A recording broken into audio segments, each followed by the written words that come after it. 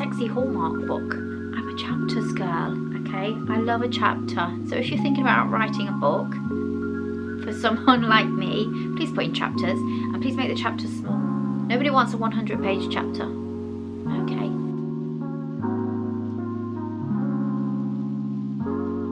Thanks so much for joining me today. It is that time when we wrap up the reads from May. Honestly, there are not that many. I have been in a huge reading slump recently, but I have read more in May than I've read for for most of this year, if I'm being honest. So we managed to get 3.5 books, which I know some of you watching, you read a lot. I saw somebody the other day who reads like 16 books a month, which is like, wow.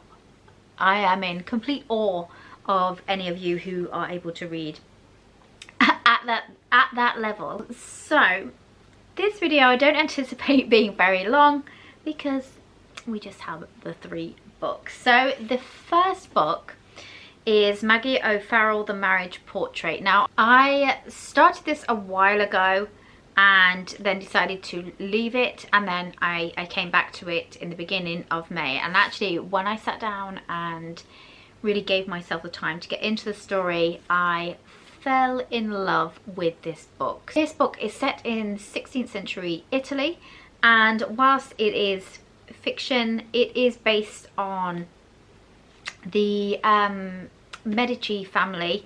You may have seen the there's a series about that very famous Italian family.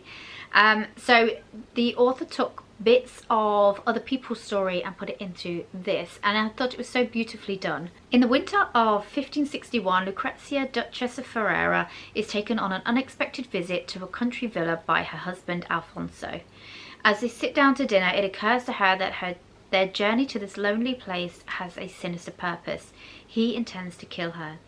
The Marriage Portrait is the story of a singular young woman who must battle for survival amidst the splendour and treachery of the Italian Renaissance. Lucrezia, who we follow in this story, is very, very young, and as the mother of a 16-year-old daughter, some of it was actually quite difficult to read because I couldn't help but picture my 16-year-old being in Lucrezia's shoes. And obviously I know times are very, very different now, and it wasn't unusual for women who are 12, 13, 14 to get married back in those days. But the idea of a child of that age having so much responsibility put on them to become a wife and to become a mother, and then to have to fight for her own life, it was a very, very interesting read. Really beautifully written too.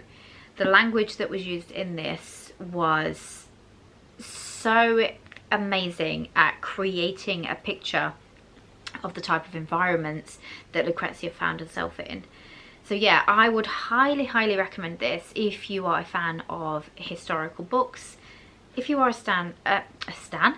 fan of historical books, I would highly, highly recommend The Marriage Portrait. I thought it was beautiful.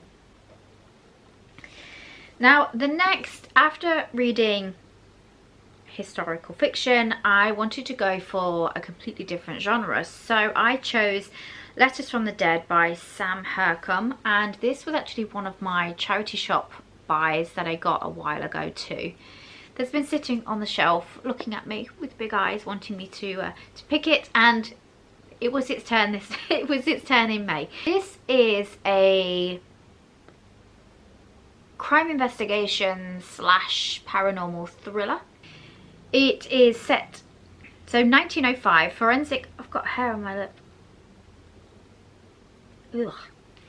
1905, forensic photographer Thomas Bexley has become a drunkard and recluse, haunted by terrible visions of the dead. When news reaches him that his former mentor, Elijah Hawthorne, is the lead suspect behind a spate of extraordinary kidnappings, Thomas embarks on a perilous journey to prove his friend's innocence. Wherever Thomas goes, he is followed by the dead, and as the mystery of Hawthorne's disappearance deepens, so too does Thomas's apparent insanity. How can Thomas be certain of the truth when he can't trust anybody around him, not even himself? Whilst overall I enjoyed this book, there were parts of it that fell flat and kind of left me a little bit bored. And in fact, at one point, I very nearly DNF'd this book because it was just quite slow to get into.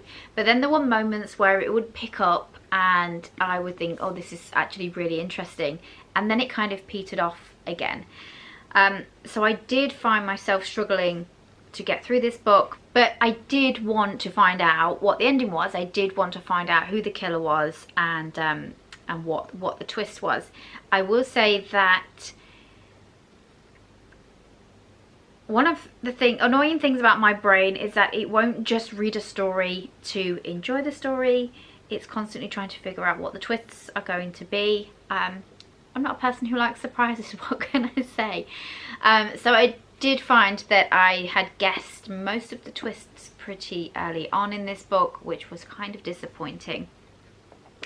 But if you like a ghost story / crime thriller, more of a slow burn, then you might enjoy this book. So I would probably give this like a 3 out of 5 because it wasn't terrible and it wasn't terribly written. It was just a bit slow going in places for me. Now, the final book that I read in its entirety during May was The Pumpkin Spice Cafe by Laurie Gilmore. This was a cute book. Obviously, The Pumpkin Spice Cafe, it probably would have been better to read it in autumn, but I really just wanted like a sweet, almost like a Hallmark movie in a book, and that's exactly what this book was. It's the old trope of big city girl ends up moving to small town, falls in love with small town boy. I was thinking of something that had romance, that wasn't too taxing, that was an easy read. This is very much, if you like the Gilmore Girls, you're probably going to like this book. There was romance. There is some sexy scenes towards the end of the book if you're into that type of thing. So when Jeannie's aunt gives her the beloved Pumpkin Spice Cafe in the small town of Dream Harbour, Jeannie jumps at the chance for a fresh start away from her very dull desk job. Logan is a local farmer. Gotta love a farmer. We all love a farmer, right? Who avoids Dream Harbour's gossip at all costs. But Jeannie's arrival disrupts Logan's routine and he wants nothing to do with the irritatingly upbeat new girl, except that he finds himself inexplicably drawn to her. Will Jeannie's happy-go-lucky attitude win over the grumpy but gorgeous Logan, or has this city girl found the one person in town who won't fall for her charm or her pumpkin spice lattes? This is a sexy Hallmark book, but it was super easy to read. I whipped through this book pretty quickly. I really enjoyed the characters. To begin with, I thought the main character Jeannie was going to be a little bit insufferable, but she grew on me as time as the book went on. She grew on me, and I did enjoy the romance throughout the book. So that was the Pumpkin Spice Cafe. And I don't know if that counts, but I'm going to show you anyway. So this is The White Queen by Philippa Gregory, who is arguably the queen of historical fiction. I love the style of Philippa Gregory. I think nobody does historical fiction like she does, and so I'm a huge fan of hers. So this one actually, this is another charity shop find actually, that's been sitting on my shelf for a while and finally got its time to come out and play. So 1464, cousin is at war with cousin as the houses of York and Lancaster tear themselves apart, and Elizabeth Woodville, a young Lancastrian widow, armed only with her beauty and steely determination, seduces and marries the charismatic warrior king Edward IV of York. Crowned Queen of England, surrounded by conflict, betrayal and murder, Elizabeth rises to the demands of her position, fighting tenaciously for her family's survival. Most of all, she must defend her 2 sons, who become the central figures in a mystery that has confounded historians for centuries, the missing princes in the Tower.